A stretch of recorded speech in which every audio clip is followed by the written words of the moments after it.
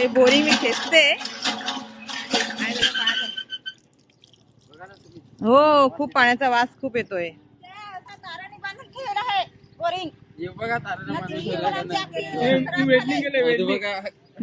तुटलंय पण एक बाजूने एकूच बंद राहिलंय.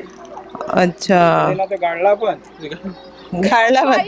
कधीपासून आता खराब झाले असतील ना, म्हणून तो वास येतो पाण्याचा. माझ्यासाठी काय करावं लागेल? बोरिंग पूर्ण खोलून परत हे साफ करावे लागेल.